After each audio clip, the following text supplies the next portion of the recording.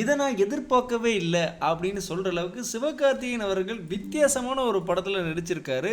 அந்த படத்தோட ட்ரெய்லர் பார்த்தோன்னா நானும் காமனாக யாரோ ஒருத்தர் நடிப்பார் போல், யாரா ஹீரோ அப்படின்னு பார்த்தா நம்ம சிவகார்த்திகேயன் அவர்கள் இது வரைக்கும் ரொம்ப ஃபன்னியாக குழந்தைங்களுக்கு பிடிக்கிற மாதிரி ஃபேமிலிக்கு பிடிக்கிற மாதிரி பண்ணிட்டு இருந்த இவர் இப்போ ஒரு ஆர்மி சோல்ஜர்ஸாக வேற லெவலில் பண்ணியிருக்காரு. என்னடா படம் இப்படி இருக்கே, ரத்தம் தெறிக்க தெறிக்க இருக்கே அப்படின்னு பார்த்தா நம்ம சிவகார்த்தி சார் வந்து ஒரு வித்தியாசமான வார்த்தை வேற பேசுகிறாரு. ஆக மொத்தம் இவருமே கொஞ்சம் ராவான படங்கள் பண்ண ஆரம்பிச்சிட்டாரு. நம்ம ராஜ்குமார் பெரியசாமி அவர்கள் தான் இந்த படத்தை டைரக்ட் பண்ணியிருக்காரு. இவர் யாருன்னு பார்த்தீங்கன்னா ரங்கூன் படத்தை இயக்குன டைரக்டர் இவர். ரொம்ப வருஷத்துக்கு அப்புறம் இப்போ சிவகார்த்திகேயன் அவர்களோட படத்தில் டைரக்ட் பண்ணியிருக்காரு. இந்த படத்தோட ப்ரொடியூசர் சோனி பிக்சர்ஸ். அது மட்டும் இல்லாமல் நம்ம உலகநாயகன் கமலஹாசன் அவர்களும் இந்த படத்தை ப்ரொடியூஸ் பண்ணுறாங்க.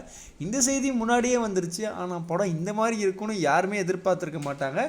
என்னடா இது பயங்கரமாக வேறு லெவலாக பண்ணியிருக்கீங்களா அப்படின்ற மாதிரி இருக்குது. இந்த படத்தோட ட்ரெய்லரை பார்த்து நீங்கள் என்ன நினைக்கிறீங்க அப்படின்னு சொல்லுங்கள். இந்த படம் ஒரு ஆர்மி சோல்ஜர் அண்ட் காஷ்மீரில் நடக்கிற ரொம்ப பிரச்சனைகள் லைக் தட் அந்த மாதிரி இருக்குது. பட் என்ன கதைன்றது படம் வந்தால் தான் தெரியும்.